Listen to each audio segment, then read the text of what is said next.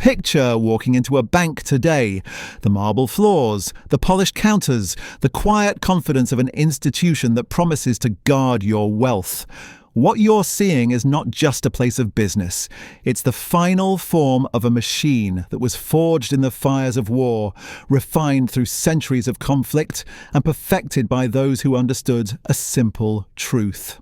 War doesn't just destroy, it creates fortunes. And the fortunes it creates have shaped every aspect of the financial world you live in today. Most people think banks exist to store money, to facilitate trade, to help communities grow. And on the surface, that's true. But beneath that surface lies a darker reality. The most powerful banking families in history didn't rise by helping farmers buy land or merchants expand their shops. They rose by financing slaughter, by turning human conflict into streams of profit that have flowed for centuries, by understanding that when nations bleed, someone always collects. The story you're about to hear isn't taught in business schools. It's not mentioned in banking advertisements. It's not the narrative that financial institutions want you to understand. Because if you truly grasped how modern banking was built, you'd never look at your local branch the same way again. You'd see it for what it really is, the descendant of war profiteers who learned to make killing literally profitable. This isn't ancient history.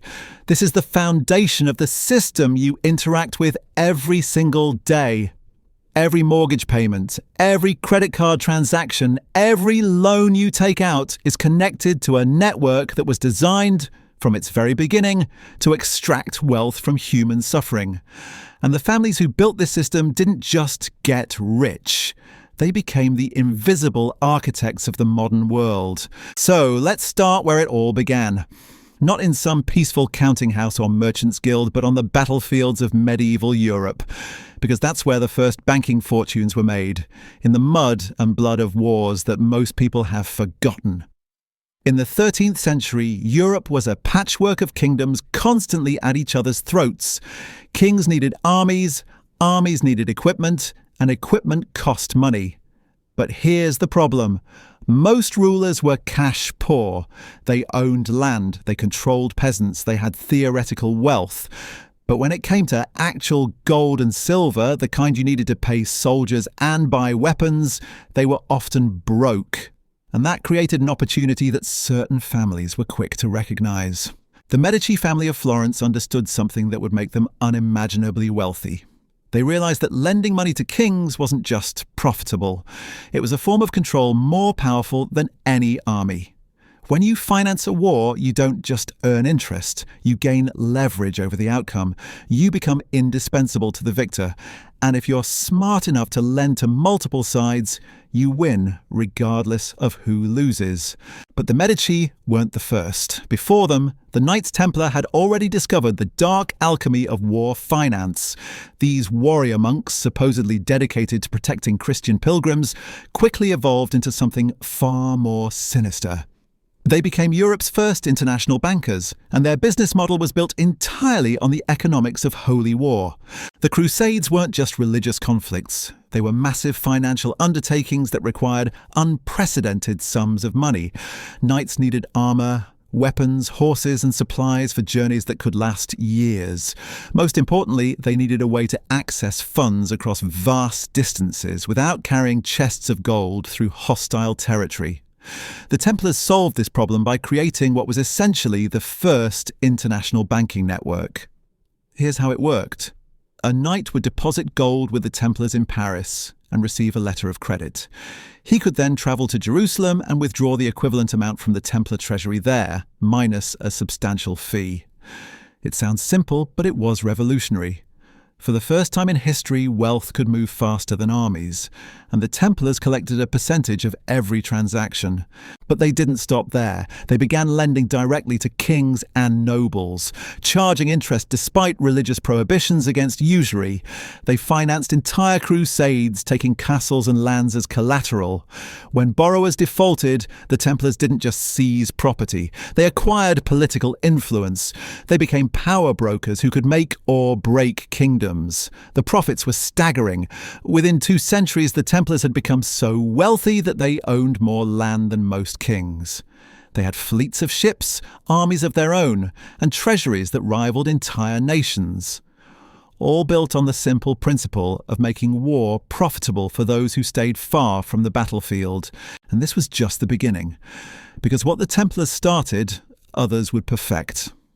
The banking families that followed learned to refine the art of war, profiteering into something even more sophisticated. They discovered that you didn't need to wait for wars to happen. You could create the conditions that made them inevitable. The Medici Bank in Florence perfected this model during the Renaissance. While other merchants traded in silk and spices, the Medici traded in something far more valuable: debt. They understood that a king who owed you money was more useful than a king who paid cash. Debt created dependency, and dependency was the ultimate currency. Cosimo de' Medici didn't just lend money. He engineered conflicts. When the city-states of Italy squabbled over territory, Medici gold flowed to both sides. When England's War of the Roses tore that nation apart, Medici agents were there with offers of credit. They didn't care who won. They cared that the fighting continued as long as possible because war was their most profitable product. The genius wasn't in picking winners. It was in ensuring there were always losers who needed more money to keep fighting. A defeated army doesn't pay interest. A desperate army pays whatever you demand. The Medici learned to create desperation as a business model. By the 15th century, they had branches across Europe, each one positioned to capitalize on the next conflict. Their ledgers read like a catalogue of human misery: loans for siege engines, credit for mercenary companies, financing for cannons that would tear apart castle walls and the families behind them. Every entry represented profit extracted from suffering. But even the Medici were amateurs compared to what came next, because in the 17th and 18th centuries, a new breed of banker emerged. Families who understood that individual wars were small thinking. Why finance one conflict when you could finance entire centuries of bloodshed? The Rothschild family took war profiteering to levels that would have amazed even the Templars. Starting in the Frankfurt ghetto, they built a network that spanned continents and generations. But their true breakthrough came during the Napoleonic Wars, the most devastating conflicts Europe had ever seen. While Napoleon's armies marched across the continent, the Rothschilds were already 3 moves ahead. They didn't just finance the wars, they controlled the information that determined their outcome. Through a private network of couriers and carrier pigeons, they knew the results of battles before governments did, and they used that knowledge to manipulate bond markets with surgical precision. The Battle of Waterloo in 1815 became their masterpiece. Nathan Rothschild knew Napoleon had been defeated a full day before the news reached London. While other investors panicked and sold British bonds, thinking Wellington had lost, Rothschild quietly bought up massive positions at rock-bottom prices. When the truth emerged, those bonds soared in value. In a single day, the Rothschild fortune multiplied beyond calculation.